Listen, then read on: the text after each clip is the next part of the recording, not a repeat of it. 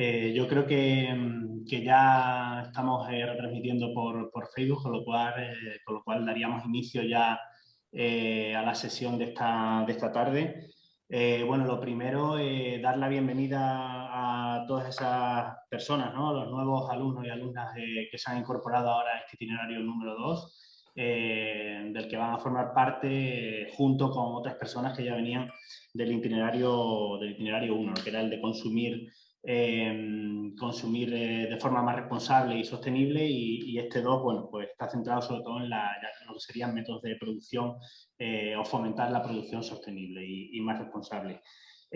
Por hacer una pequeña introducción a las personas que entráis de nuevas en la formación, simplemente comentaros que esta formación está enmarcada dentro del proyecto Accionar ODS, que es un proyecto financiado por la Unión Europea a través del programa POSTEP, de cooperación transfronteriza entre España y Portugal.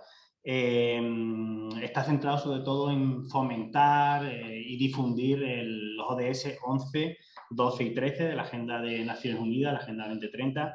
Y bueno, como territorios que estamos trabajando en este proyecto, se centra en territorios de Andalucía y Extremadura en España y de Algarve y Alentejo en Portugal. Hay diferentes entidades socias. En Extremadura estamos en el Fondo Extremeño Local de Cooperación al Desarrollo y la Agencia Extremeña de Cooperación. En Andalucía están también el Fondo Andaluz de Cooperación y la Agencia Andaluza de Cooperación. Y por parte de Portugal, en Algarve, la Asociación In Loco, y en Alentejo, el Instituto Marqués de Valdeflor. Bueno, como os decía, las últimas 4 semanas hemos estado centrados en formaciones, en aportar documentación, en realizar estos webinars, sobre todo dirigidos al consumo responsable y sostenible, y en esta segunda fase de la formación el itinerario 2 se va a centrar en la producción sostenible, ¿no? Que va a ser durante las próximas 4 semanas. Como sabéis, la formación de bueno, en total este itinerario segundo comprende 4 talleres, por lo cual durante las próximas 4 semanas vamos a seguir la formación en cuanto a materia de producción sostenible y responsable. En principio, este itinerario está centrado sobre todo en ver cuál es el papel o mostrar cuál es el papel y cuál debe ser el papel de empresas, pequeñas y medianas empresas, de cooperativas, entidades de economía social y, bueno, en fin, entidades que se dedican a la producción, pues cuál puede ser el papel, cuál debe ser el papel como protagonistas hacia esa transición a modelos más sostenibles. Para que también las personas que empezáis ahora tengáis un poco una visión general sobre la dinámica de los talleres, normalmente se cuenta con unos contenidos principales que se suelen compartir el viernes antes del inicio del taller. Luego hay también un material adicional y complementario que suelen ser, pues, artículos de prensa, algunos vídeos que consideramos que son interesantes, informes, estudios. Todos los miércoles se realiza un seminario como este, donde se aborda un poco toda la temática que se desarrolla durante la semana en la plataforma de formación. Luego se habilitan también en esa plataforma unos foros donde los docentes, en este caso Paz Hernández va a ser la docente del taller. Hola, sí, probando. Hola Ignacio, estamos ya en directo. Luego hacemos la prueba, ¿vale? Como os decía, se activan unos foros y ahí vais a tener que un poco plantear o responder a las cuestiones que se plantean por parte del profesorado. Hay también unos test de autoevaluación y finalmente un ejercicio práctico, ¿de acuerdo? Que debes entregarse siempre a finales de la semana. Tenéis que estar atentos a los tiempos que va marcando también el profesorado y la plataforma. Bueno, el seminario de hoy está centrado en ejemplos, ¿no?, de empresas que están aplicando criterios de sostenibilidad en el desarrollo de su trabajo, ¿no? En principio, bueno, pues vamos a contar tanto en este taller como en el del siguiente, el seminario que tenemos la semana que viene, van a ser temáticas muy similares, porque uno es cómo implantar planes de sostenibilidad y otro, qué herramientas podemos utilizar para implantar la sostenibilidad en nuestras empresas o en nuestras entidades de economía social o cooperativas. Y como os digo, son temáticas muy, muy parecidas las que se van a abordar, ¿no? En principio hemos tratado de contar con empresas, por un lado, pequeñas y medianas empresas que tienen integrada la sostenibilidad en su propio ADN, es decir, que surgieron como apuesta en el mercado por la sostenibilidad, pero también hemos querido contar, no en este webinar, sino seguramente en el de la semana que viene, pues con otras empresas que son más grandes, que llevan más tiempo ya en el mercado, pero que sin embargo en los últimos años están intentando integrar pues, una serie de herramientas o instrumentos hacia la sostenibilidad, ¿no? En principio, bueno, pues pedir también disculpas hoy sobre todo a los alumnos y las alumnas de Portugal, puesto que no vamos a contar en el día de hoy con experiencias de Portugal. Siempre solemos hacer en estos seminarios, solemos tener experiencias de un país y de otro. En este caso hemos tenido algunas dificultades. Ayer nos confirmaron o nos comentaron desde Cafés Delta, que era una empresa que estaba prevista que participara en el seminario de hoy, que no podían participar finalmente, con lo cual, bueno, pediros disculpas y trataremos de compensar esta situación en los próximos seminarios. Y ya para finalizar mi intervención y dar la palabra a Paz Hernández, que va a ser quien modere el seminario de hoy, simplemente recordaros a las personas que ya lo sabéis y a las que no estáis al tanto, pues comentaros que dentro, en el marco del proyecto Acciones ODS, en las próximas semanas, 1 o 2 meses, vamos a sacar una actividad adelante que tiene que ver con microfinanciación de proyectos, ¿no? Microfinanciación de iniciativas que están ligadas a la sostenibilidad. Entonces, bueno, os haremos llegar información pertinente. Vamos enviar documentação, informação. Já temos os vossos contactos, mas simplesmente para saberem, e se há entidades que ou conhecem entidades ou a vossa própria entidade entende que pode entrar destas propostas, nós animamos-vos a apresentarem os vossos projetos. Eu vou passar, dou-vos bem-vindos as pessoas novas e também os que já vêm do itinerário 1, já são 4 semanas que estão aqui. E, enfim, isto é o empurrão final, que faltam poucas semanas. Passe quando quiser. Muito obrigada a todos os que estão a participar hoje à tarde e também aos oradores por terem aceito o convite de estar connosco, porque as experiências são muito interessantes. Vamos alterar a dinâmica dos outros workshops. Em lugar de fazer as perguntas no fim da sessão, quando se forem fazendo cada uma das intervenções, podem-se fazer comentários, perguntas, sugestões, etc. Ou seja, desde o início podem deixar perguntas no chat ou em perguntas e respostas. Vamos começar com a Sara Villegas, que é fundadora da empresa Deesia, que faz cosmética natural desde a Extremadura. A ideia surgiu pela necessidade que ela tinha de procurar alternativas para uma cosmética natural convencional para cuidar da sua pele tópica naquele momento, e que começou a investigar. Então, em 2004, chegou às mãos delas um aromático unguento de flores de calêndula que era importante para eficaz o alívio das comissão que ela tinha na época. Então continua a investigar, a trabalhar no seu laboratório para as pessoas que tinham os mesmos problemas cutâneos de sensibilidade a cosméticos. Já tem há 4 anos de percurso, está a fazer uma aposta pela saúde, o bem-estar das pessoas e o compromisso para o desenvolvimento de uma economia rural e sustentabilidade do ambiente. Atualmente já são uma equipe. Dispõem de um amplo catálogo de referências cosméticas em comércio eletrónico e têm também uma loja fisicamente em Malpartida de Cáceres. Sara, quando quiser, pode começar. Olá. Não sei se me estão a ouvir. Vou pôr a apresentação.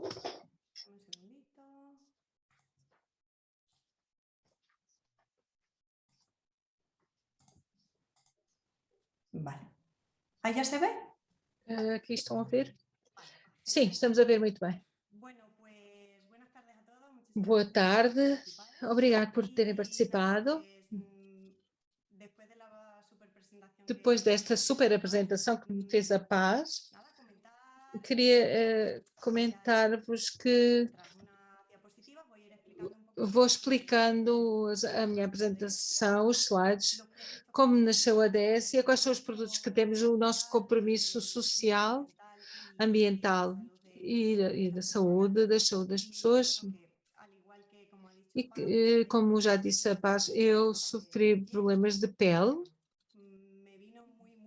e para mim foi muito bom aplicar produtos naturais e começar a envolver-me em todo este conhecimento e a pouco eu tenho ido ajudando as pessoas para encontrarem esses tratamentos natural e mais saudável, inclusive é mais próximo da natureza, porque muitas vezes temos os cuidados muito próximos de nós e não precisamos gastar muito dinheiro para fazer qualquer creme ou óleo, como faziam as nossas avós, mas que hoje em dia não, temos esse conhecimento muito à mão e então queremos dar valor a isto e levá-lo às casas, às pessoas, às famílias, com aromas, com texturas que são atuais e que as pessoas gostam muito. Por isso o nosso nome Décia, queremos fazer a referência à nossa terra, às nossas plantas, que muitas vezes estão escondidas.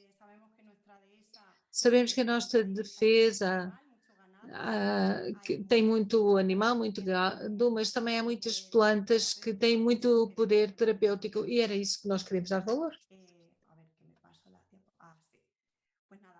Então, eu não sei não sei se me estão a ver. Eu não sei se me estavam a ver a mim ou a diapositiva. Eu pus uma fotografia minha para me conhecerem. Então, queria-vos contar um pouco da história em grandes pinceladas. O titular era para saber o que eu estou a fazer cosmética certificada bioecológica, elaborada só com ingredientes naturais para o cuidado da pele e do cabelo de forma saudável, eficaz e sustentável com o planeta. Porque muitas vezes não quer dizer que um óleo ou umas plantas, por terem poder terapêutico, não se podem empacotar de forma sustentável e fazê-las chegar às pessoas de uma maneira que eles realmente gostem. Muitas vezes esses ingredientes que conhecemos desde sempre foi feito em casa, mas é verdade que se lhe dermos um cheiro natural e um aspecto e umas propriedades eficazes que estão comprovadas, pode ser muito mais eficaz e duradouro e é realmente terapêutico para a pele de qualquer outro produto que comprarmos de forma convencional. Eu queria fazer uma cosmética holística que seja boa para todos, mas também para o planeta e para nós como empresa que nos ajuda a crescer de forma sustentável numa zona. Tudo isso vamos trabalhando. Como estão a ver, estamos em Malpartida de Cáceres, muito perto de Cáceres, para que desde 2017 que criamos a marca e estamos a criar desde então, embora eu já esteja a trabalhar há mais tempo na sombra.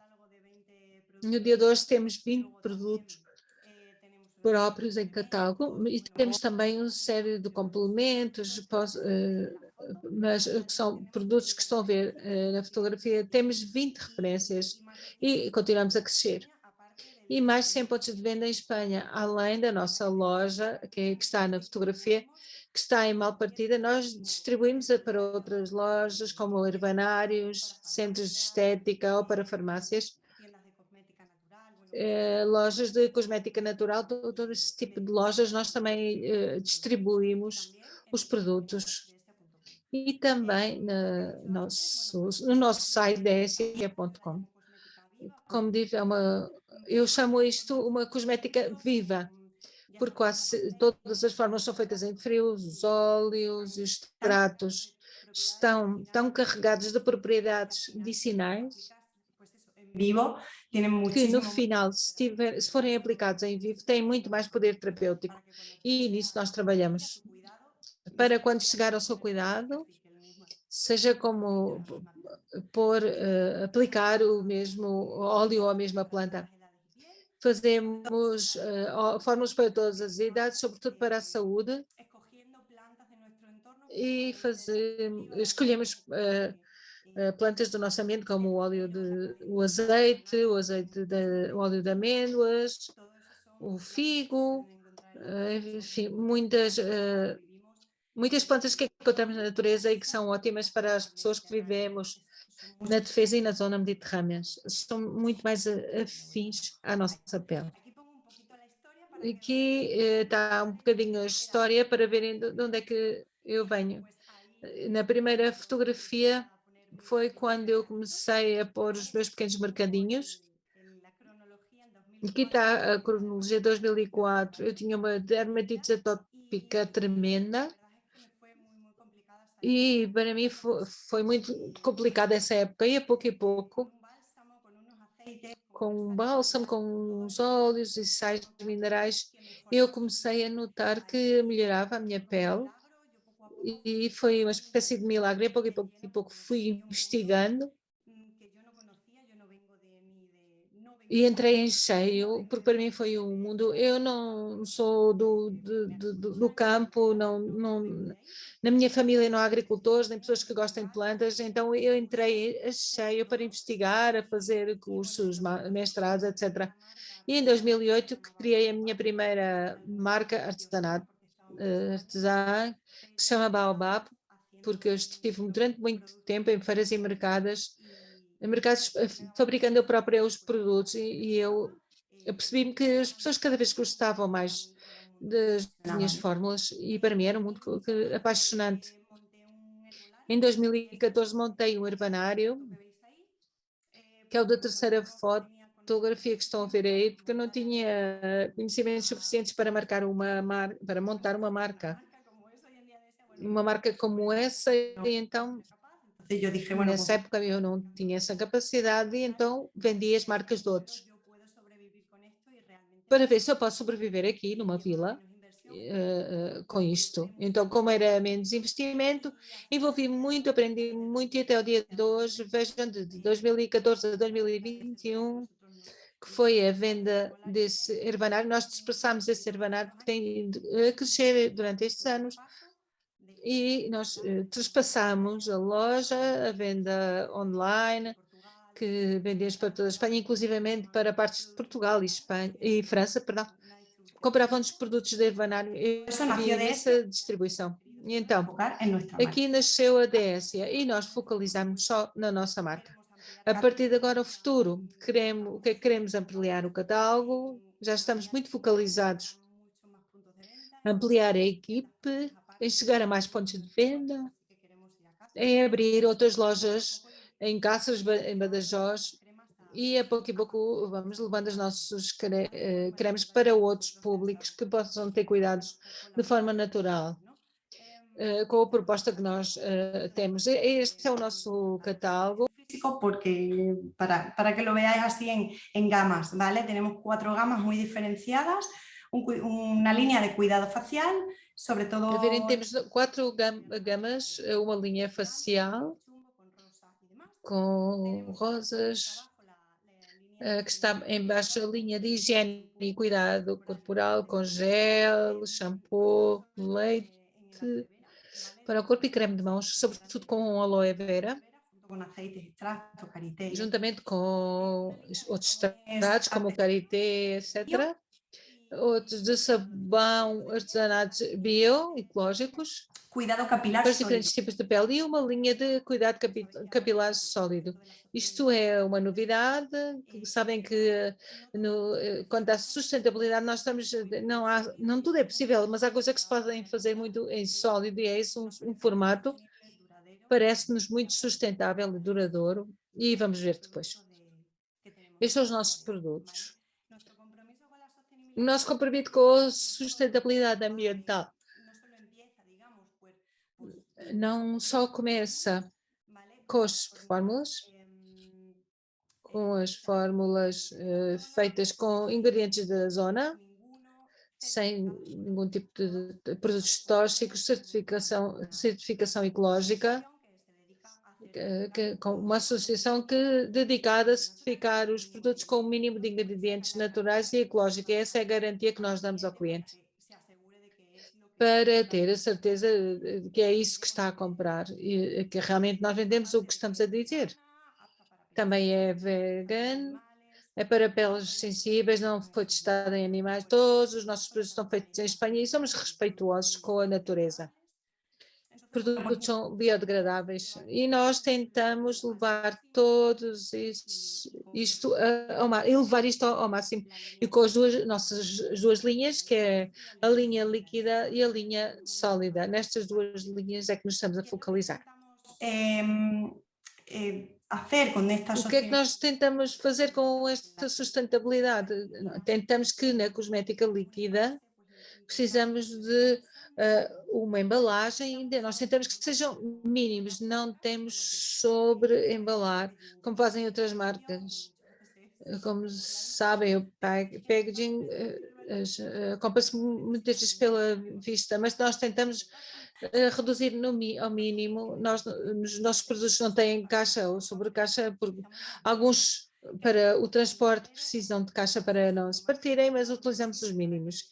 Os produtos devem ser duradouros, a embalagem deve ser de vidro, além de que as fórmulas são muito elásticas, duram muito, utilizamos o que podemos de embalagens de vidro, tentamos que sejam recicláveis, feitas em Espanha. Agora estamos a trabalhar numa linha a granel, por grosso, com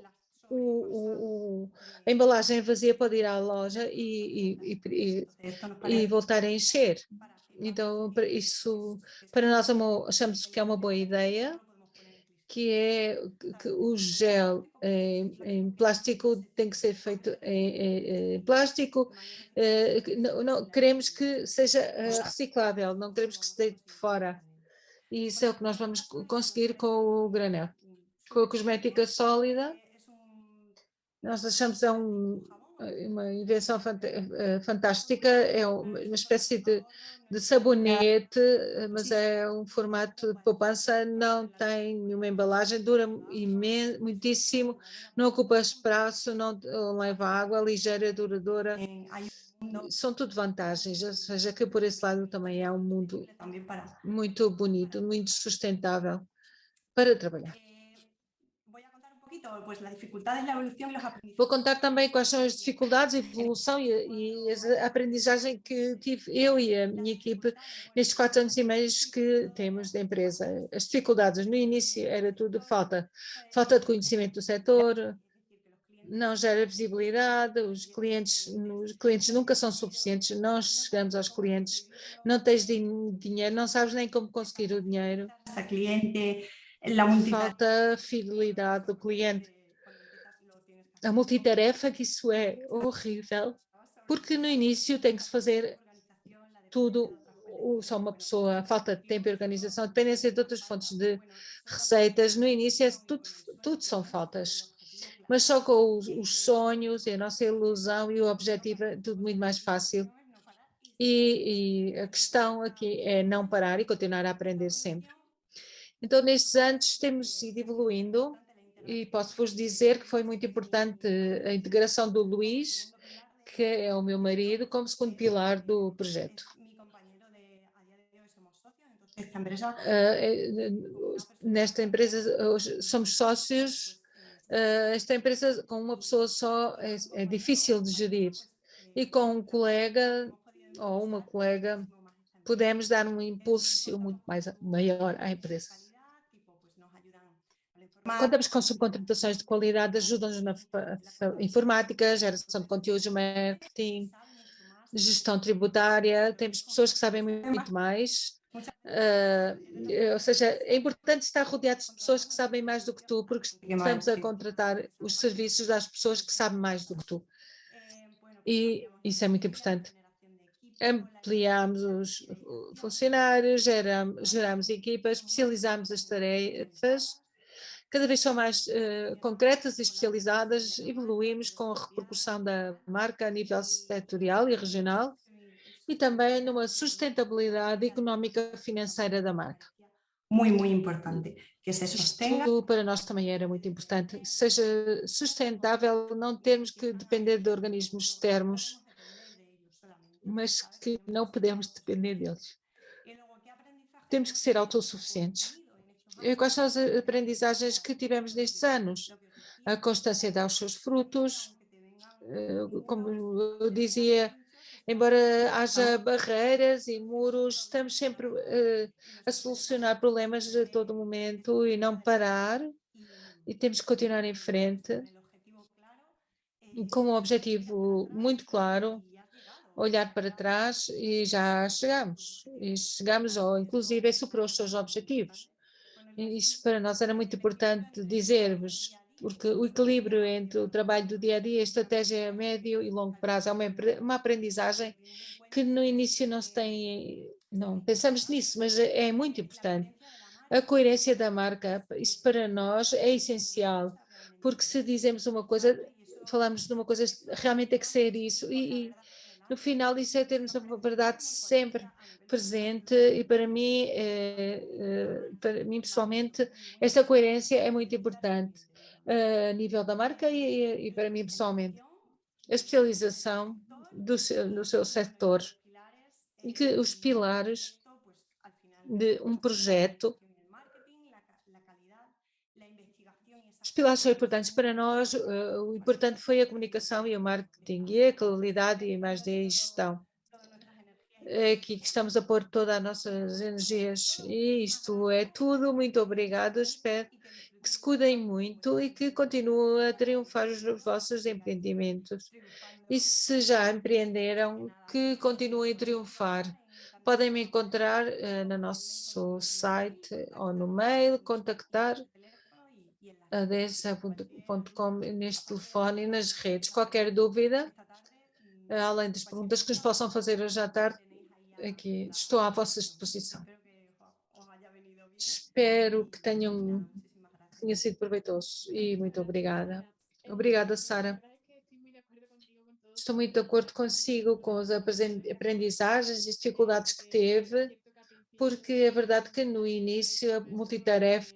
Y me parece también muy importante lo de tener trabajos a corto plazo y en el medio y largo plazo. E ter trabalhos a curto prazo e também focar no médio prazo. Vou fazer uma pergunta do público. Saber se é muito complicado obter as licenças de cosméticas e artesanais. Se foi muito complicado para si conseguir essas licenças. Sim, hoje em dia nós não somos fabricantes. Isso é uma das perguntas. Nós hoje em dia não somos fabricantes, mas sim posso dizer que estamos a tramitar para o ser. E é difícil, mas no final tem que se juntar e unir as pessoas que sabem fazer isso. Para nós temos já os nossos contactos, que sabem mais do que nós, porque já fizeram isto muitas vezes e são os nossos guias. Então dizem, tem que fazer desta maneira, da outra, este papel, esta parede, esta luz. E, enfim, é difícil, mas tudo se consegue fazer. Eu não sei que isto seja o mais difícil. O mais difícil no fim é chegar com tudo isso ao público. Venda, isso é mais difícil. Pode fazer milhões de formas de bolachas, mas tem que vender todas as bolachas. Isso é a mesma coisa. Eu não penso que isso seja mais difícil. Vou deixar de partilhar a tela. Tenho outras perguntas para si.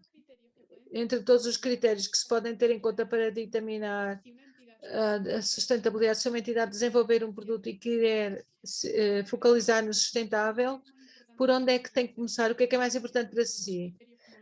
Se tem alguns critérios como a proximidade, que se tivesse feito em Espanha, que não seja tóxico, que respeite a natureza. Esta pergunta tem a ver, é que talvez não possa conseguir tudo no início e tem que ordenar os passos que vai dando.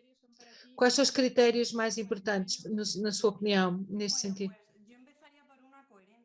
Eu começaria pela coerência. Para mim é importante ser coerente com o que diz da sua marca, com o que vende, com o tipo de produtos que vende. E no final, se não for em parte sustentável, isso pode-se ir trabalhando a pouco e pouco. para isso. Para mim é o mais importante. Por onde começar? Eu acho que é difícil porque cada marca tem a sua parte débil. Pode haver marcas ou empresas que têm todas as marcas ou que só têm uma. Para nós, como cosmética, como produto, é importante a embalagem, a produção em geral, desde que se compra a matéria-prima, se escolhe a matéria-prima até fazer a fórmula, experimentar, se embala, o transporte, a maneira de enviar. Tudo isso é importante. A comunicação com o cliente. No final, a coerência está em tudo. Não é que uma parte tem que se fazer bem e as outras mal. Não, eu tenho que tento que tudo esteja equilibrado. Devemos tentar ser equilibrados e ir encontrar na sua empresa quais são as linhas que deve puxar. E aí, nós trabalhamos tudo isso. Essa ligação com o público, o atendimento ao cliente, também é uma sustentabilidade para não perdermos a fidelização que temos que ter com o cliente e a ajuda, porque no final é essa ligação. Isso para mim também é tudo, cada um terá que ver qual é a sua parte. Muitas vezes quando estamos a começar a montar as empresas ou qualquer tipo de organização, muitas vezes nós vamos percorrer as 3 Fs, Family, Friends and Food. A família, amigos e pessoas mais próximas, eu não sei se no seu caso também foi assim. Parece que já comentou que sim, mas eu queria saber se recorreu alguma vez a financiamento de alguma entidade bancária, se foi, neste caso, se eles deram valor a que o seu trabalho estivesse ligado à sustentabilidade ou não. Qual é a sua experiência? Para nós, a família e os amigos foram importantes desde o início, inclusivamente agora. Sempre é a base, são os primeiros que experimentam os produtos, os primeiros que compram. E são tudo. Nós, por exemplo, no meu caso, não tive apoio financeiro, além de algum subsídio que vamos investir aqui, e ajudaram-nos. Para isso é que servem, não é? E ajudaram-nos muito, mas nós, no dia de hoje, até ao dia de hoje, temos ido investindo os benefícios que temos obtido e temos sido autossuficientes. Não sei se é mais ou menos sustentável, mas é assim o que nós fizemos. E para acabar, se, por exemplo, tivesse que nos aconselhar a nós como público, no sentido de que vamos procurar uma marca, aprendermos a distinguir, no seu caso, por exemplo, na cosmética, quando uma marca é verdadeiramente sustentável, natural, de quando uma marca está a fazer uma lavagem de imagem, o que é que nós teríamos sobretudo que ver? Para mim é a comunicação que tem a marca. A comunicação não é só a comunicação com o produto, não é comunicação com as redes sociais ou com a marca ou com o website. Quando se escolhe conscientemente uma marca, não só ir ao mercado ou ir ao supermercado e compramos porque é necessário, isso para mim não seria uma eleição consciente, seria mais vou-me introduzir um pouco nos valores da marca. Leio, vou conhecer essa marca e tudo o que está por trás dela, e aí eu acho que isso é que é uma eleição consciente do produto e também da marca. O que é que temos sobretudo que ver? Estão os selos, há alguns que é preciso ver melhor. Isto é já uma espécie de investigação às vezes. Quando queremos, temos que fazer com os selos, os ingredientes, temos que prestar atenção a tudo. Mas hoje em dia, com toda a informação que temos, é fácil, mas temos que dedicar tempo porque há tantíssimas marcas que há sempre alguma coisa que escapa. Então, investigar a marca, as redes, os seus produtos, ler a composição, os selos de qualidade, cada um aprende de uma pode-se confiar numa que tenha sentido a chamada, a que a marca soube comunicar. Às vezes acontece que são muito sustentáveis, mas muitas vezes não chegamos ou não sabemos comunicar isso. Isso também é o nosso trabalho e o trabalho do cliente, porque é ouvi-lo e saber aconselhar e saber, o cliente saber investigar o que a marca tem para dizer. Por aqui não há mais perguntas.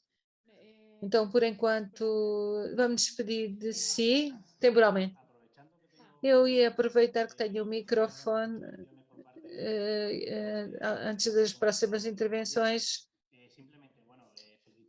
Queria felicitá-la pela sua iniciativa, que é muito interessante, sobretudo a viver num mundo rural, que parece que é tudo muito mais complicado, mais ainda do que deve ser. Queria comentar, se pode aprofundar um bocadinho mais na venda a granel, por grosso. Eu acho que é muito interessante porque finalmente em todas as nossas casas vemos isso, que vemos, temos o lixo separado e a parte dos plásticos e do vidro, sobretudo os plásticos, está sempre cheio e temos sempre que estar a descarregar. E eu queria saber como é que vai focalizar isso, porque acho muito interessante. Porque além queria saber para onde é que vai, para onde é que acha que está a caminhar o sentido da sustentabilidade? O que é que mais pode caminhar para o futuro? Quanto à cosmética por grosso, está a expandir, sobretudo nas grandes cidades ou inclusivamente em povoações mais pequenas. Cada vez estamos a ver que se pode ir comprar alimentação a granel e além de ser de boa qualidade. Isso para mim já é um avanço do que já se fazia antigamente. Para mim isso é muito óbvio, é muito coerente. Nós estamos a levar isso à parte da cosmética. Até agora não tínhamos podido, porque a agência do medicamento não permitia. O produto tinha que sair empacotado do laboratório até chegar a casa, não podia haver uma passagem intermédia, mas este ano é que estamos há muitos anos a pressionar as certificadoras, estamos a pressionar a agência do medicamento para isto mudar, porque não podia ser que eu tivesse um gel de banho, mas não o posso, pôr em vidro, obviamente, não pode estar no chuveiro porque é em vidro, então eu tinha que empacotar em plástico ou alumínio, que é mais ou menos a mesma coisa, e esse plástico não podia voltar a encher, e então tivemos a fazer pressão para que isto mudasse. Então já estamos há um ano a mudar, a experimentar isto na nossa loja. É, entre aspas, o granel, porque não se pode trazer qualquer embalagem, por exemplo, detergente, porque o produto da cosmética, o produto natural tem umas características que podem ser prejudiciais, então não é o nosso objetivo. Então tem que comprar o produto, mas quando acabar o produto vem reenchê-lo, então é um preenchimento, voltar a encher, não, dê-me 100 mililitros, não é assim. Então é nessa zona que estamos a trabalhar, está a funcionar muito bem. As pessoas estão a aceitar isto muito bem e eu estou a adorar, estou a trabalhar muito para poder distribuir até essas lojas que temos em toda a Espanha e colaborar. Estou a perder. Colaborar com essa redução do plástico e não termos tantos frascos, embalagens em casa para deitar fora, tem o contentor vazio, sempre cheio. Isto é uma embalagem boa. Por que é que vou deitar fora? Perguntou-me outra coisa que eu já não me lembro. Sim. para onde é que, que está a encaminhar a DESA no conceito da sustentabilidade.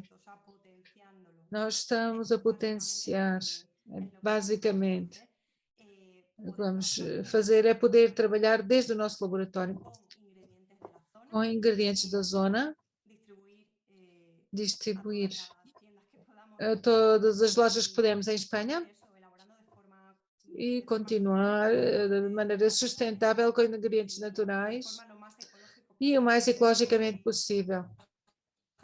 Los envases, incluso inclusivamente com outras embalagens, e ainda há muito trabalho por fazer, e vamos a pouco e pouco. E não sei se respondi à sua pergunta perfeitamente. Obrigada, Sara. Pues la siguiente persona que va a participar. A seguinte oradora no nosso webinar é Juan José Manzano, que vem da Alfa Natura. Ele é mentor, empreendedor social, formador com mais de 20 anos de experiência no desenvolvimento de processos de inovação social para a reativação das comunidades rurais.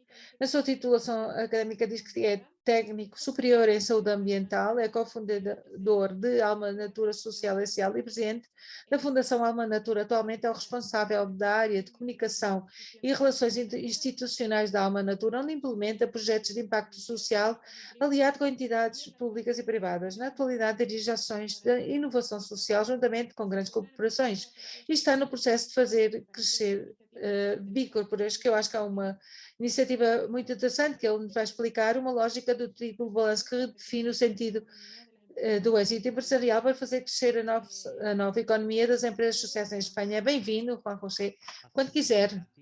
Obrigado. Eu não sei porque estou a ficar nervoso. Faço centenas de apresentações, mas hoje estou nervoso. Enfim, vou tentar estar o mais comodamente possível. Em primeiro lugar, Sara, parabéns, Mar Batida, espetacular, estamos quase a 2 horas.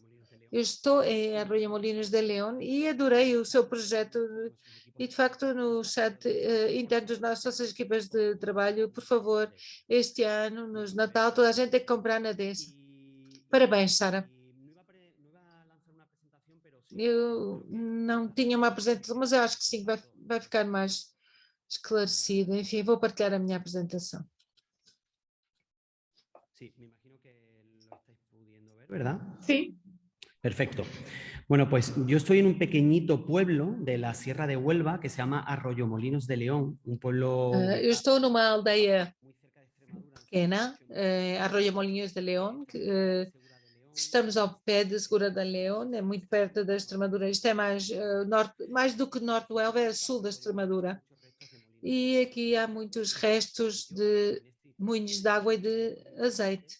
Neste momento estou num moinho de azeite, não é um fundo digital, é real. É uma reabilitação que precisamente a Alma Natura desenvolveu durante toda a pandemia do moinho que estava abandonado. Já há 25 anos, um grupo de jovens um pouco fartos do que nos obrigavam a fazer, que era acabar os estudos e ir trabalhar para uma grande cidade, no nosso caso mais perto de Sevilha. Então nós rebelámos contra isto e eu vou-vos contar uma história de como passámos de uma associação juvenil numa aldeia muito pequena, esta aldeia tem 900 habitantes, a montar uma empresa com impacto a nível nacional na atualidade. Basicamente, essa é a minha aldeia. Isso é onde se recolhe a água para fazer andar os moinhos. Os moinhos, há 32 restos de moinhos praticamente abandonados e desde o início a nossa luta era a reativação rural, a revelar-nos perante a situação de termos que sair da nossa terra. Isto que acontece, imagino que muitos conhecem esta situação. Mais de 4.000 municípios em risco de extinção, a agonia da Espanha rural. Isto agora está muito na moda, mas há 24 ou 25 anos, quando nós começámos, o que nos dizia o presidente da Câmara da nossa aldeia era: oh rapaz, vão-se embora, basicamente. Vão-se embora, e além disso vão ser trabalhadores por conta... Não façam isso porque não vão ganhar nada durante toda a vossa vida. Toda a informação que nós recebíamos era negativa. Atualmente, dos 8.000 e tal municípios que há em Espanha com menos de 10.000 habitantes, que são os catalogados como ambiente rural, quase 5.000 vivem já com menos de 1.000 habitantes. E aproximadamente 1.300 têm menos de 100 habitantes. Estou a falar, por exemplo, de 7, 20 habitantes. Há uma zona geográfica, é um mapa que há menos de 7 habitantes por quilómetro quadrado, que é a Lapónia do Sul, que forma Cuenca, Soria, Saragoça, Teruel, toda esta zona da península. Mas também há zonas que realmente estão muito afetadas do despovoamento, que é a Galiza, as Astúrias, também a Extremadura. Mas há situações com maior conflito. Por assim dizer, porque é que é importante fixar a população? Oh, Juanjo, mas as pessoas perguntam, mas porquê é que se vão embora para a cidade e deixem-nos em paz? Porque aqui estão lá estão os médicos, está a universidade e não temos que fazer estradas. Há 3 grandes coisas que nós demos valor como absolutamente importante. Por exemplo, o mundo rural é um defensor dos ofícios tradicionais, dos valores que se pedem na cidade.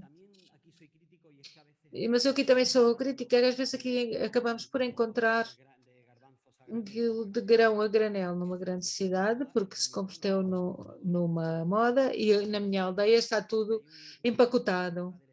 Mas há uma cultura do esforço, sobretudo quanto à convivência com a natureza, que é absolutamente importante, das pessoas que vivem na comunidade pequena. Em segundo lugar, sustentabilidade. Nos últimos anos, uma quantidade de incêndios abismal. Porquê? Simplesmente porque o campo está abandonado, está a ser abandonado. As pessoas não estão a dedicar à agricultura tradicional, então os recursos começam a ser abandonados. Em muitos casos, os matos juntam-se com os árvores e os incêndios são um verdadeiro problema. De facto, há equipas de incêndio que não podem ir a determinadas zonas rurais porque é impossível. Se entrar esse incêndio nessa zona, automaticamente eles dão-no por perdido. E mais, há reservas da biosfera que podem perder este título devido a que há zonas onde já não vivem seres humanos que possam conviver com esses seres vivos, com a natureza. Então, uma reserva natural requer dessa convivência. Então, imaginem. E, finalmente, terceiro, por qualidade de vida, o mundo rural é o local, o laboratório perfeito onde muitos alimentos saudáveis se produzem, de facto, e nos dão de comer. Durante a pandemia, nós vivemos isso, o mundo rural não parava, continuava a dar de comer às nossas cidades. Esta é a minha mãe, vou apresentá-la. A minha mãe, no ano 2010, perdeu o meu pai, o seu marido, e o meu pai disse-lhe, não se preocupe.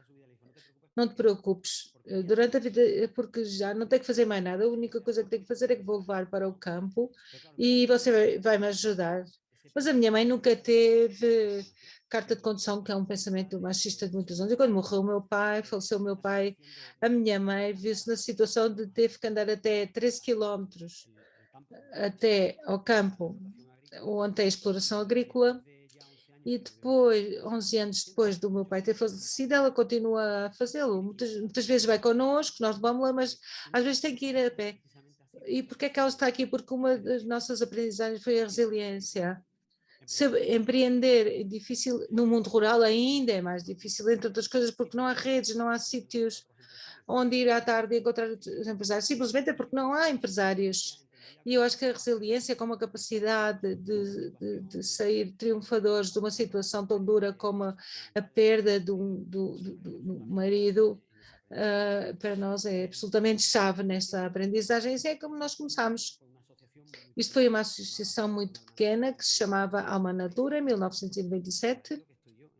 Eu acho que estou por aí em algum lugar, não sei, talvez está o meu irmão, mas talvez eu tenha tirado a fotografia. E nós trabalhamos com jovens em todo tipo de atividades, de atitude responsável, por isso que nós trabalhamos em turismo ativo de atividades socioculturais, e por isso que se chama assim, e há programas intergeracionais a pais, crianças, sobretudo a importância de que no mundo rural existem oportunidades, podem-se fazer coisas, não está tudo perdido. Agora, quando eu ouço a mim próprio, claro que não, mas naquele momento era como ser hippie, era ser louco. E nós começámos assim. Nós nunca quisemos ter uma empresa, até que quase nos obrigaram a ter uma empresa. É que um dia disseram-nos, olha, tem que fazer uma fatura. E então procurámos no Google e sim, não. Acumulámos uma quantidade de faturas e chegamos a uma situação judicial, não nos dizíamos que nós tínhamos faturado uma quantidade sem ser alta como autónomos, como trabalhadores autónomos, mas nós temos que ser trabalhadores autónomos, não fazíamos a mais mínima ideia de como montar uma empresa, não fazíamos ideia nenhuma. Evidentemente aquilo solucionou-se, o problema, e nós começámos como trabalhadores autónomos e começámos a dar muitos passos. Depois passámos para a sociedade cooperativa, sociedade limitada, que é o que somos na atualidade. Mas a primeira coisa foi montar uma pequena associação. E eu sempre digo que fizemos tudo o que nos pedia como empresa. Como já éramos uma sociedade limitada, corrimos para chegar ao fim do mês. Abaratámos custos, descemos vencimentos, fizemos tudo o que não nos vai fazer. Não é uma ser ético ou sustentável, mas tínhamos que sobreviver. Mas os nossos assessores fiscais diziam, não são uma associação, agora são uma empresa e então tem que faturar. E aconteceu-me isto. Um acidente de trânsito, tinha que correr, tinha que andar depressa, tinha que faturar. Então numa destas estradas da serra, tinha chovido e desci 50 metros e tive este acidente. Eu ia sozinho, felizmente. Não aconteceu nada, mas evidentemente fez-nos voltar a reprogramar tudo. Também tinha acontecido que já era 2008, 2009, desculpe, 2010, já tinha começado a crise económica e nós tínhamos perdido muitos clientes públicos, que eram os nossos principais clientes. Então o que fizemos, temos que reformar isto. Tínhamos começado como associação, mas agora somos uma empresa, mas continuamos a ter os valores como associação. É verdade, queríamos viver na nossa aldeia, queríamos trabalhar pelo mundo rural, mas não queríamos ser uma organização que andasse a correr de um lado para o outro. Isto que eu vos estou a contar, que não parece nada teórico, é absolutamente teórico. E é que, na realidade, isto tem que ver com a sustentabilidade. Os projetos de empreendimento social, que é o que eu vou explicar agora, é a perceber-se para que é que existimos como negócio. Nós o que fizemos foi ir a Bilbao e estas eram as nossas aulas. As nossas aulas eram trabalhar com outras organizações e identificar qual era o nosso objetivo como organização e descobrimos. E o nosso objetivo que perseguimos desde há muitos anos é a reativação rural. Ajudamos a fixar povoação ao mundo rural. E como é que fazemos isso? Então desenhamos alianças públicas, privadas, para que as pessoas se apercebam que elas são os protagonistas, de que os seus negócios continuam a viver. E estamos a trabalhar em 4 níveis, no âmbito educativo, na saúde, da educação e do melhoramento do emprego. Se não há emprego na aldeia, as pessoas vão se embora. As pessoas não se vão embora porque queiram, porque gostem, vão porque não têm trabalho. Nós ajudamos a muitos empreendedores a montar os negócios. O que é que nós aprendemos durante essa experiência? Primeiro, o que era um empreendedor social, o que é uma empresa com caráter de empresa que utiliza o mercado para dar resposta a um problema social e ambiental. Ou seja, uma empresa que brinca a ser uma ONG. Ou seja, uma empresa que utiliza os recursos económicos, recursos privados para resolver problemas públicos. Porque há muitas pessoas que dizem, então, o que vocês estão a fazer é o que tinha que fazer a vossa Câmara, ou o vosso grupo de ação local, ou o vosso grupo de desenvolvimento rural. E, efetivamente, nós somos isso. Mas temos sido conscientes, sobretudo a partir da crise de 2008, a nossa aprendizagem foi que as coisas não se resolvem a depender só do público. Temos que deixar de chorar e pensar que desde a empresa se podem resolver muitas coisas. Também nós, antes desta aprendizagem, eu queria vos pôr este quadro. Olhem, a empresa social está dos extremos, cujo interesse é gerar benefício económico e incrementar o valor e bem-estar para os seus grupos de interesse, e no outro lado estão as entidades públicas, cujo interesse é interesse é ajudar as pessoas que estão em situação de vulnerabilidade. E se vamos entrando para o centro numa mudança de cor. Há pessoas que utilizam a RSE, que é a Responsabilidade Social Empresarial, que está um passo à frente da empresa tradicional. E do outro lado temos as instituições públicas, que nessa mudança de cor estão as organizações sem fins lucrativos, ONGs, o terceiro setor, que são associações sem fins lucrativos. E no centro deste sistema podem estar o que nós chamamos as empresas B, ou as empresas das novas economias, que não são outra coisa que umas organizações híbridas que existem numa procura dos seus fundadores, das suas equipes de direção, para identificar para que é que existe neste mundo. E como empresa social, nós que existimos para a reativação rural, esse é o nosso objetivo máximo na organização. E volto para trás. E quanto tempo é que ainda tenho, Paz? Ainda tenho 10 minutos, mais ou menos. Ok. Como aprendizagem que eu queria partilhar no conceito de empreendimento social, primeiro, apaixone-se pelo problema. Segundo, encontre clientes não vítimas. E terceiro, não vende pena, crie valor. O que é que eu quero dizer com isto? Que nós podemos saber muito de um desafio, de uma dificuldade que se propõe na nossa sociedade, mas temos que realmente aprender desse desafio para dar uma solução lógica. Nós podemos ser do campo, mas não por isso tínhamos que conhecer toda a realidade rural da Espanha interior, porque evidentemente conhecemos-la quando fomos blindando esse problema. Então qual é o problema da empresa da sociedade hoje em dia? Enfim, principalmente no século XX as empresas foram companhias extrativas que utilizaram tudo o que tinham à sua disposição para aumentar o valor do acionista, das pessoas que põem o dinheiro. No século XXI, essas empresas que querem ter sítio no mercado, na sociedade, deve ser uma empresa regeneradora. Tem que ser uma empresa que produza valor para a sociedade. E nós, no ano 2013, tivemos a grande sorte de nos converter numa empresa Beacon, que é precisamente isto que estava no centro. Empresas das novas economias, empresas à procura do centro. O que é uma empresa Beacon? É uma empresa que obtém um certificado naquele país, no país onde não existe uma lei para uma empresa social. Ou seja,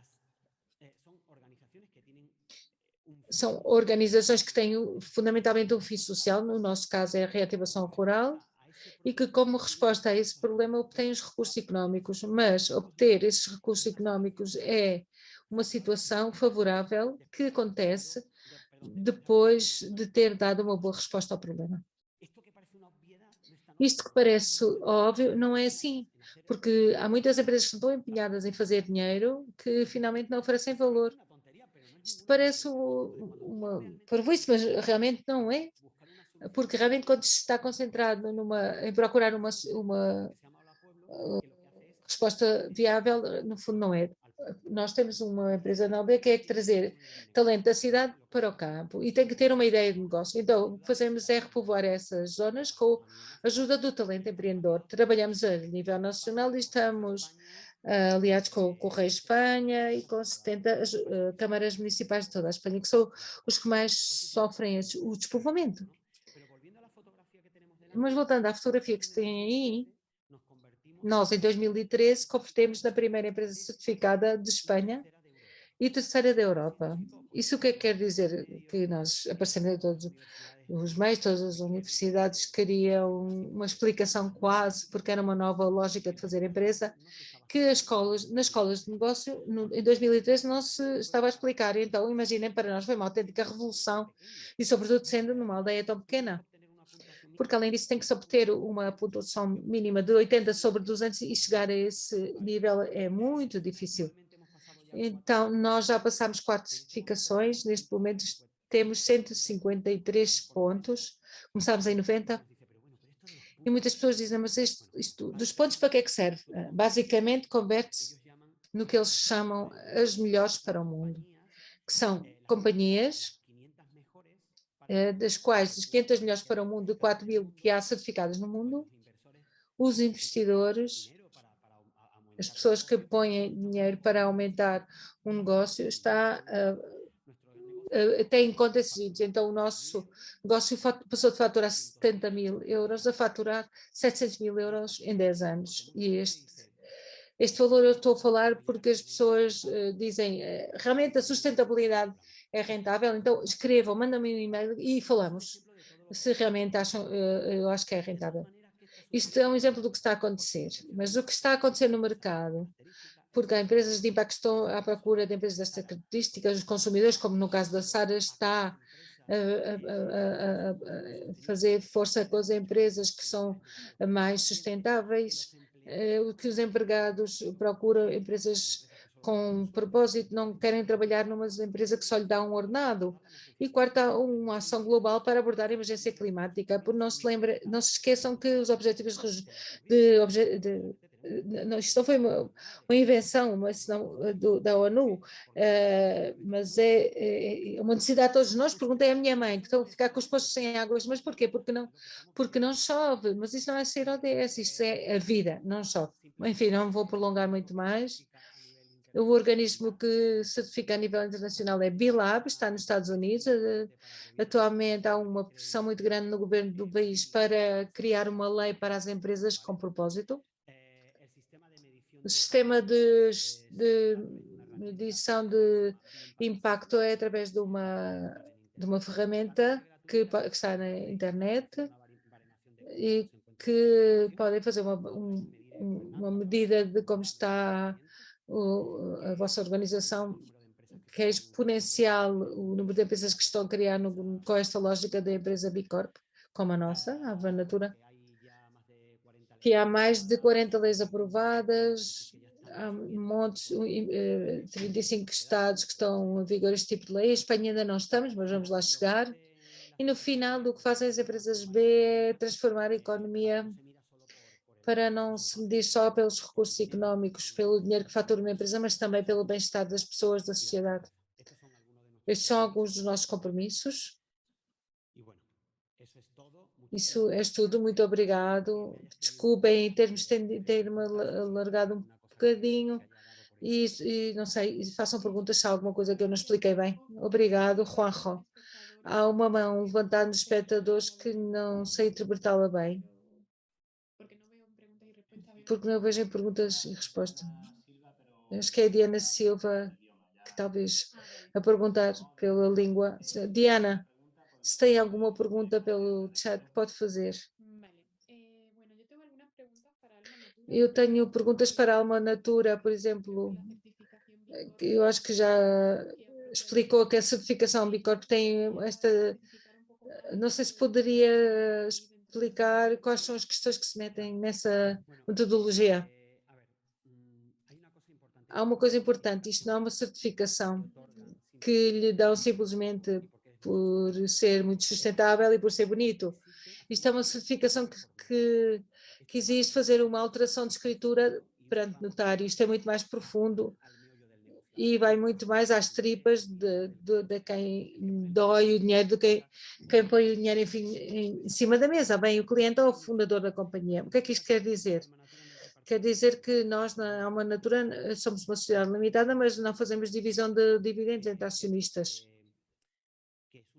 Isto é uma decisão privada, através de um contrato privado, aumenta este número de pontos. Ou seja, é uma tomada de decisões que está dentro do compromisso, dentro da governança. Então, vai ter que ir optando por uma série de decisões ao longo da sua cadeia de valor do negócio. Então vai obter mais ou menos pontos em função dessas decisões que for adotando. Se não há divisão de dividendos, a sua pontuação sobe. Se a diferença de salário entre o que mais cobra e o que menos cobra é de menos de 5 pontos, a sua pontuação também vai subir. Ou seja, vamos tomando decisões com base a quanto quer que esta empresa quer que seja boa para o mundo.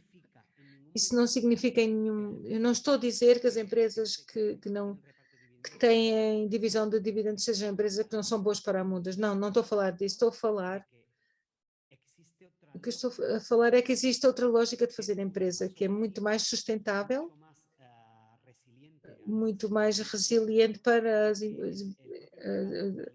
os choques do mercado, e que o cliente deste tipo de empresas, o que lhe dão prémio é sendo fiéis à marca. Nós temos aliados que estão a trabalhar connosco há anos e são grandíssimas corporações, não estou a falar de uma pequena empresa. O que é que eu quero dizer? Que no final, quando se está muito centrado na sustentabilidade, forçam-nos a essa coerência que está na nossa mensagem. Nós estamos numa aldeia pequena, mas há muitas pessoas que dizem: mas vocês que estão a trabalhar com grandes companhias, porque é que não vão para Madrid? E aí que eu digo: mas qual é da parte do meu discurso que você não compreendeu? Então, trabalhamos pela reativação rural. Eu sou parte da equipa fundadora que há 25 anos decidiu ficar na aldeia, e então agora está-me a dizer que por dinheiro vá para Madrid. Essa coerência, a Sara repetiu muito, essa coerência é absolutamente chave. Quer ser premiado pelo mercado, tem que ser coerente, porque a nossa história não é inovadora, a nossa história é o que o mercado nunca perdeu, é que nós perdemos o norte. Nós começamos só a fazer dinheiro e a deixar de gerar impacto positivo, social e ambiental. Não é inovação, é que nós esquecemos para poder chegar ao fim do mês. E eu também passei por isso, mas pronto, espero que tenha ficado mais ou menos claro, esclarecido. E porquê é que escolheram o B Corp? Precisamente porque é um projeto de melhoramento contínuo, ambicioso. Não sei qual foi o vosso critério neste sentido. Exatamente, porque é um processo de melhoramento contínuo. Nós entramos com 90 pontos. E com 90 pontos, muito bem, passa a barreira dos 80 e pode estar certificado. Mas o interessante é o que começa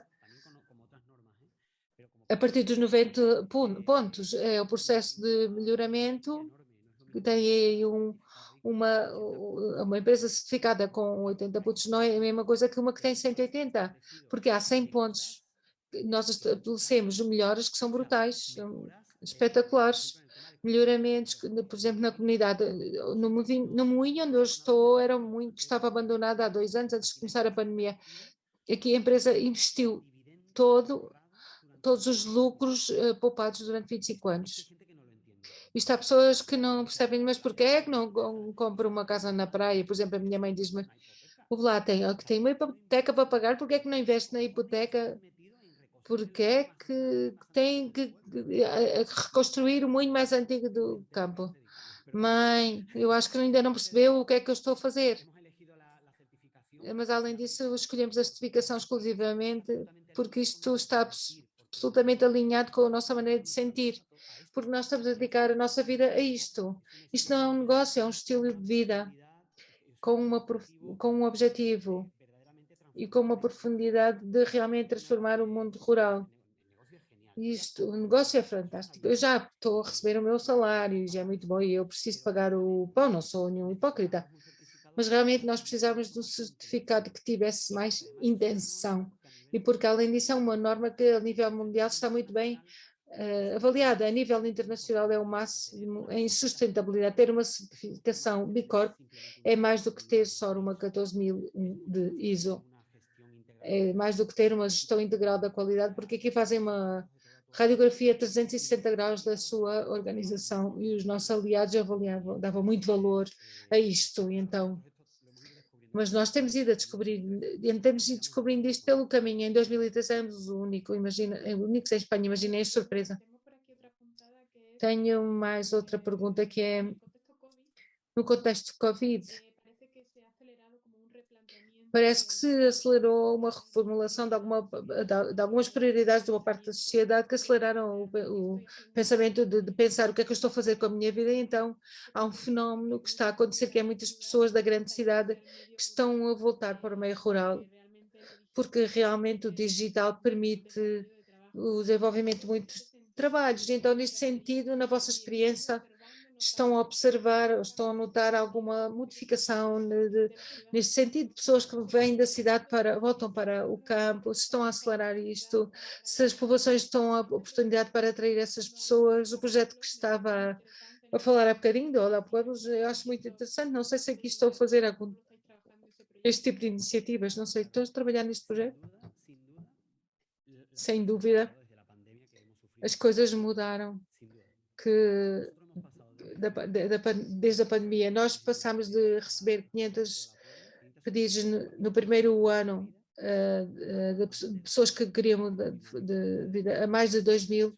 Neste último ano, isto foi a última gota que fez transbordar o copo.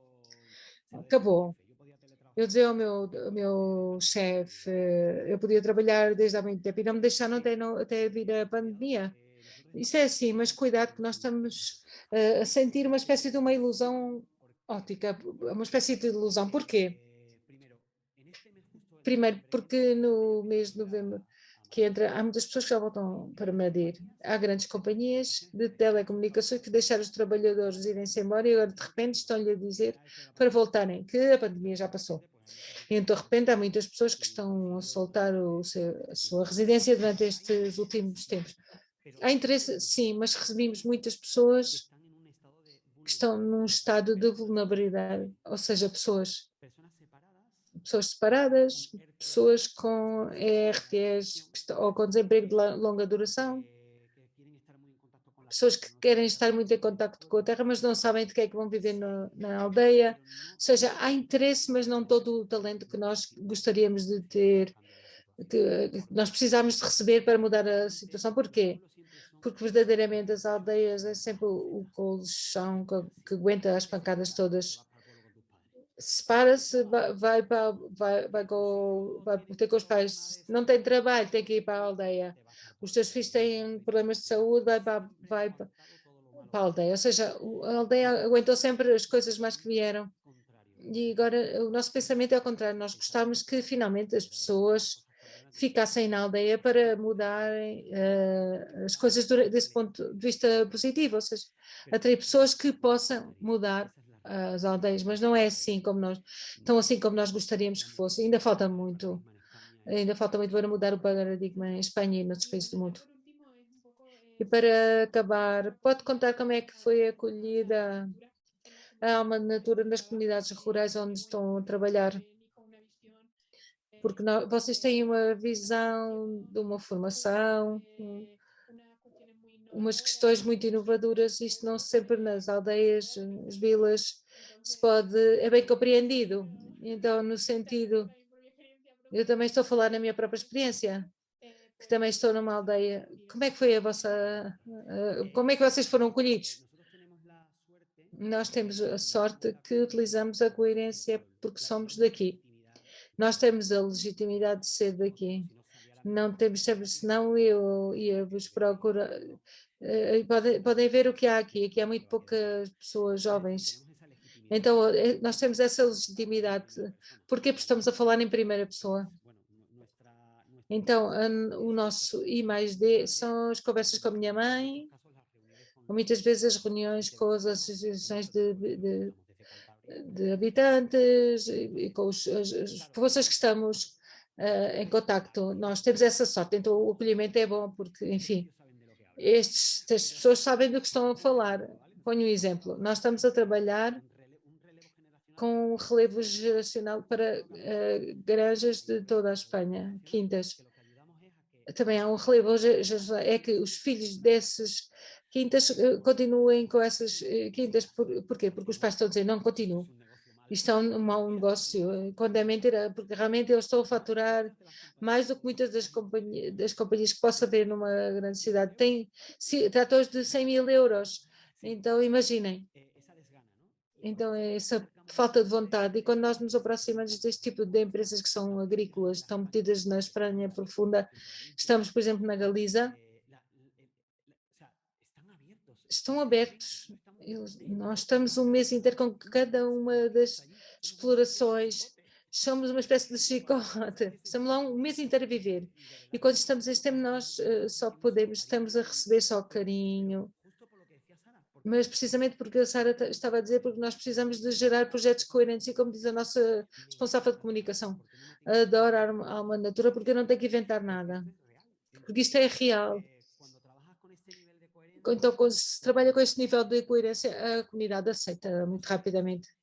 Outra coisa é o trabalho que nós tivemos que fazer na nossa aldeia para não nos verem como uma espécie de uma nave espacial que aterrou em Arroio-Molinos. Ou seja, cuidado, porque é muito importante ouvir a toda a comunidade para que verdadeiramente se montem projetos para o nível deles, para que os projetos sejam democráticos, para não trabalhar com crowdfunding, coworking, não por nada, porque no mundo rural verdadeiramente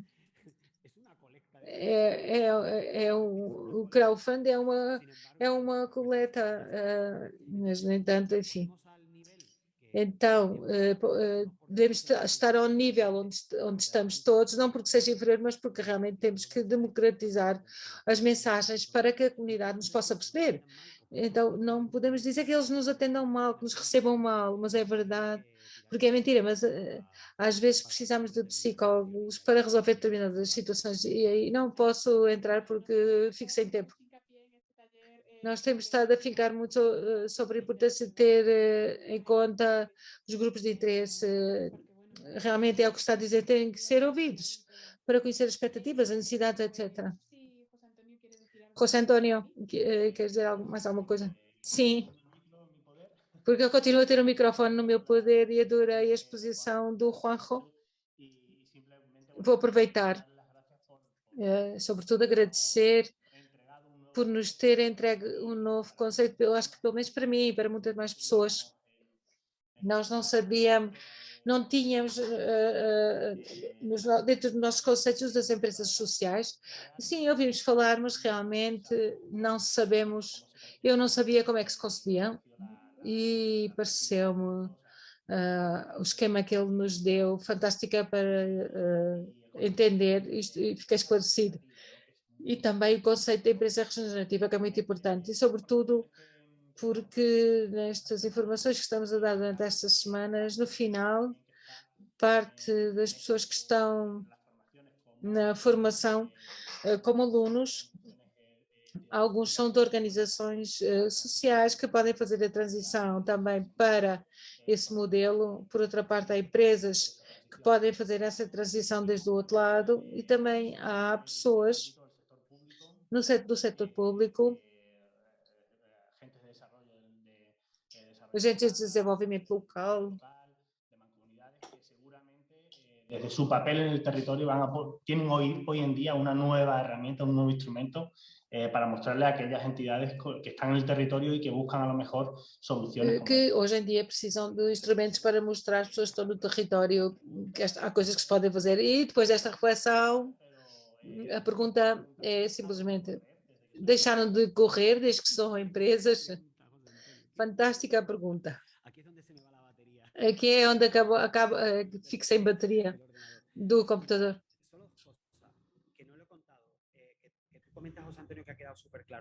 Duas coisas. No final, nós somos a mistura entre o melhor de dois mundos. O melhor do mundo é a empresa, que é a capacidade de inovação. O melhor do mundo do setor das ONGs é a capacidade de focalização. Médicos do mundo sabe perfeitamente a que é que está dedicado. Então, com esse mistura os dois conceitos, esse híbrido é a empresa social, que é onde realmente se dá a resposta ao problema. Por isso é que o quadro, a hibridação é uma maneira de inovar e deixamos de correr. Aqui onde eu estou, este muito tem também uma zona de hortas e tem um tanque e o antigo cinema que está incorporado dentro da mesma parcela. Posso dizer que aprendi a semear tomate há 1 ano e meio, muito rural. Sou muito rural, mas não sabia semear tomate. Quero dizer, sim, deixámos de correr muito mais do que fazíamos nesse momento. Entre outras coisas também porque as circunstâncias da pandemia nos permitiu agora permita-nos fazer uma videochamada para uma reunião importante. Isso é fantástico, então posso semear um tomate e aprender da minha mãe. Obrigada, Juanjo, muito interessante.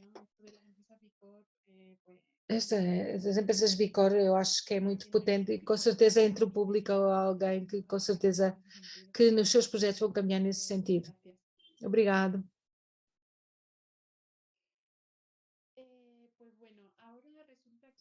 Agora temos um problema estando no próprio seminário e é que o Ignacio Garcia, que vinha da Hormiga Verde, hoje de manhã parecia que estava um pouco constipado, mas hoje à tarde gravou-se e tem muita tosse, então como conheço a empresa, vou fazer a apresentação da parte dele, porque ele deixou-nos a apresentação e vou partilhá-la.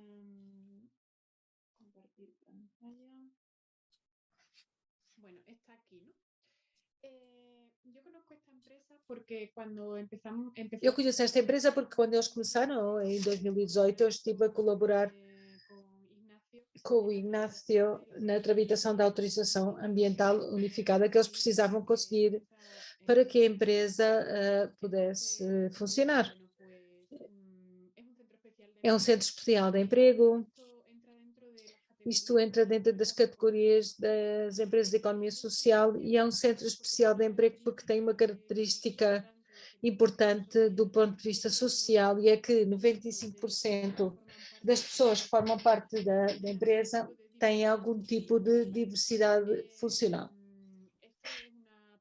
Isto é uma parte social e também, vamos ver, o Centro Especial de Emprego, a Hormiga Verde, é uma indústria de reciclagem de resíduos elétricos e eletrónicos.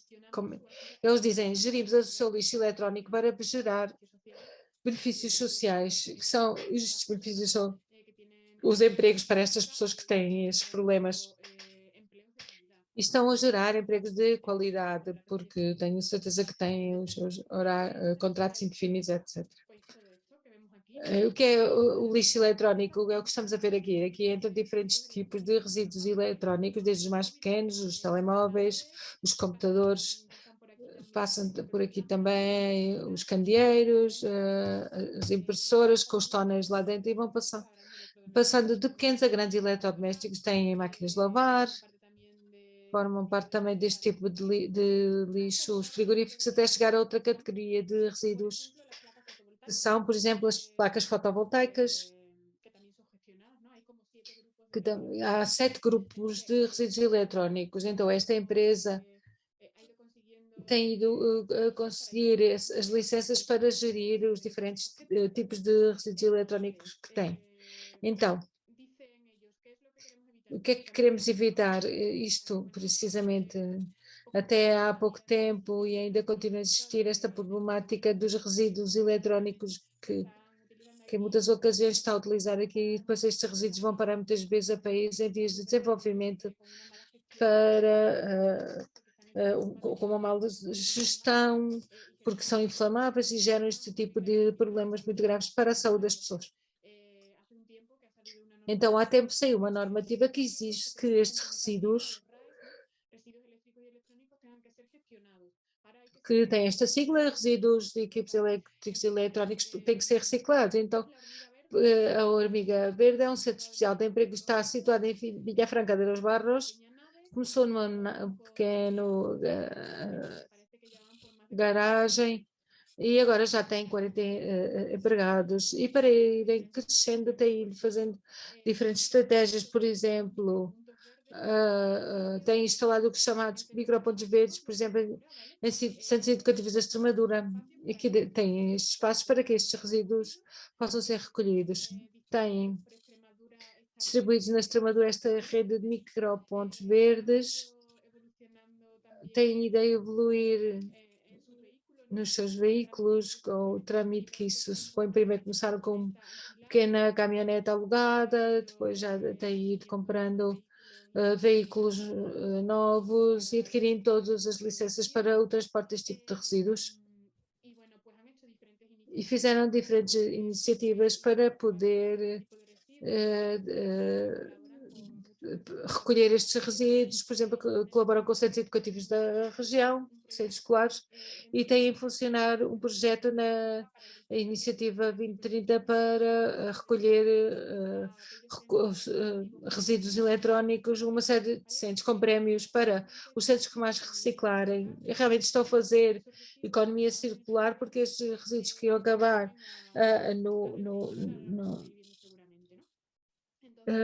podem-se voltar a reciclar. O que é que fazem quando isto chega lá à garagem? São pesados e depois desmontam-se, como estão a ver aqui.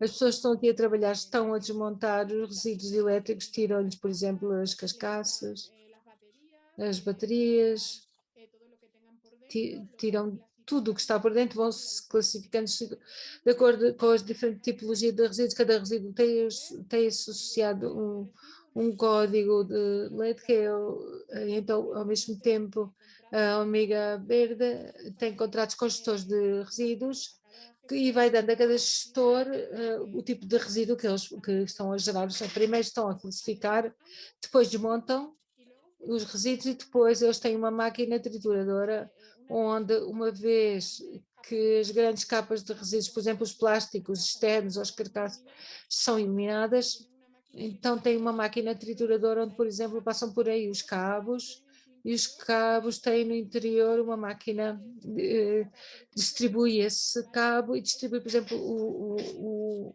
cobre, que isto antes eram resíduos, perdi, agora volta-se a recuperar. E então isto volta a ser recuperado. E porque é que isto é beneficioso para a economia circular? Não tem que extrair o cobre do planeta, já existe e volta-se a obter através desta trituração. E são alguns das peças que eles extraem, placas eletrónicas e componentes, têm fios, cabos e tal, extraem cobre e plástico, e isto, por sua vez, volta-se a utilizar. Por exemplo, tem aqui as distribuições, aqui está tudo classificado, fazem às vezes visitas guiadas para poder conhecer como é que funciona o processo com os colégios de Extremadura, os centros de educação, e estão a fazer algumas inovações com o plástico, no sentido, não sei se tem aqui está. Por exemplo, com o plástico que vimos triturado, fizeram um acordo com outra entidade de Cáceres e estão a fabricar, a partir desse plástico triturado, mobiliário urbano. Que isto é também economia circular, ou seja, permanecem no círculo o maior tempo possível. Aqui há um exemplo, aqui estamos a ver como estão a utilizar. Aqui tem muitas alianças, trabalham com a Intromac, que é um instituto que já esteve cá a diretora no primeiro seminário, que fazem investigação sobre projetos desta tipologia de I+D+I em relação, por exemplo, com outra vida que se pode dar aos plásticos. Aqui tem outros bancos que foram feitos a partir do plástico triturado que se gera na hormiga verde. Aqui é um banco, uma mesa, tudo isto fazem com o que sobra dos fios, das componentes, por exemplo, de telefones telemóveis.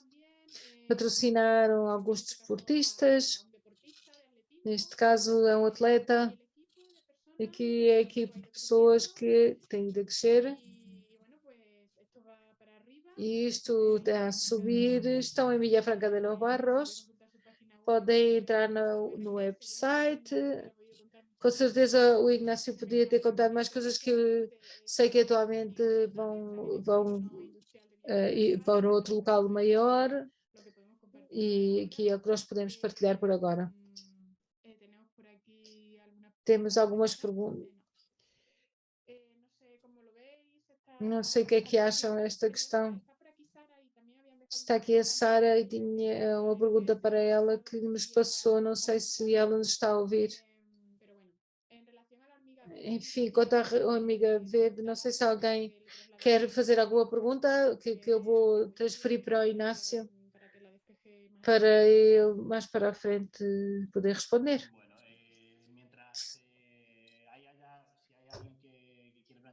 Se alguém quer propor alguma questão. Ignacio, va a ser complicado ahora la respuesta, con lo cual agradecerte a ti, Paz, el esfuerzo por haber hecho la Como não está presentación. o Inácio, vai ser um problema a resposta. Então, quero agradecer à Paz ter-nos feito a apresentação. Isto é pura economia circular. Eu acho que foi no seminário 7, também vamos abordar os resíduos com mais aprofundamento, mas isto já é um adiantar do que se pode fazer para voltar a circular esses supostos que estão no sistema. Em princípio, eu acho que já podíamos acabar. Não sei se a Sara está por aí para lhe fazer alguma pergunta, se não. Sim, estou aqui. Tinha-nos feito uma pergunta sobre se tem mais lojas por Espanha e quais são as perspectivas que têm de crescimento neste sentido. Se quer abrir mais tendas físicas, se está no comércio eletrónico, fundamentalmente isto. Sim, nós vendemos onde podemos, ou seja, somos uma empresa pequena, nós tentamos levar o nosso produto onde estiver o nosso problema, o nosso cliente, onde ele precisar de nós. Vimos que nas lojas gostam muito da nossa marca, seja os herbanários. Estamos a começar a competir com marcas grandes no nosso setor, da cosmética natural e bio a nível nacional. Cada vez somos mais conhecidos e as lojas estão a apostar pela nossa marca. Estamos a ter muitos clientes nas grandes cidades e também em povoações mais pequenas, que isto cada vez é mais conhecido e enfim, as pessoas estão a pedir. Estamos chegando cada vez mais longe, também através do website, onde não há lojas, isso permite-nos, a partir de uma vila, precisamos dessa venda online, que chega a todo lado, e também nas nossas lojas físicas, que o contacto que temos com os clientes e que os clientes venham aqui para nos consultarem dúvidas, experimentar os produtos, tudo isso tão bom que tem a internet, pode chegar a todos os sítios, mas isso pede-se na internet. Então precisamos de uma loja física e isso para nós nós muitas vezes pensamos em vender só online ou só distribuir, mas eu adoro a venda física, gosto que as pessoas venham cá, que experimentem, conhecer os meus clientes pessoalmente. E dar-lhes a conhecer as minhas instalações para mim é essencial e para a equipe, gostamos muito. E vamos tentar a pouco e pouco abrir lojas fisicamente. Este ano não vai ser possível, mas esperamos que para um ano já podemos estar em Cáceres e a pouco e pouco vamos nos expandir. Também nos tinha perguntado se tinham expandir, se têm pensado em expandir para mercados internacionais. Vamos ver. Por mim seria fantástico, mas para isso temos que aprender. Queremos que o nosso mercado mais próximo, queremos crescer em espiral, queremos que começamos pela vila, estendemos para a região, para a Extremadura, e agora estamos a chegar a toda a Espanha. Vamos pensar abrir em Portugal. Já chegámos a Andorra, estamos a distribuir nas Canárias com um ponto grande de distribuição lá e aprender tudo isto porque eu não nasci ensinado, nem nenhum de nós. Então tudo isto leva o seu tempo e temos de ter paciência, mas com certeza eu quero levar a Extremadura a qualquer lugar, qualquer parte, onde puder. Obrigada. Pues nada, no, simplemente ya creo que... Simplesmente eu acho que com isto, vamos fechar o seminário. Acho que com 1h30 já chega. Prolongamos um bocadinho mais com a Sara e com o Juanjo, sabendo que o Ignacio não ia poder estar, e então agradecer-vos que terem podido prolongar, aprofundar as vossas experiências e quero-vos animar a seguir, a continuar com os workshops e voltamos a encontrar dentro de uma semana através destes seminários que estamos a organizar em cada um dos workshops. Obrigado. Chao, gracias. Obrigado, Deus.